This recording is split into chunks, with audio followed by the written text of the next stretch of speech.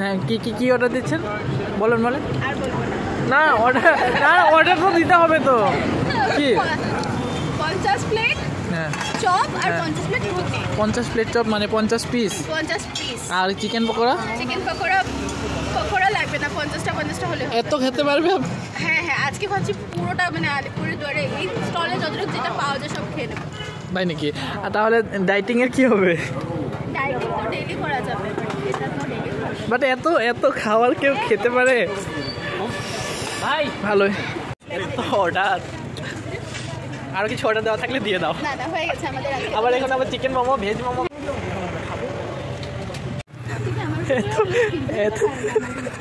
এতগুলো চিপস, ভগবান কোথায় যাই আমি?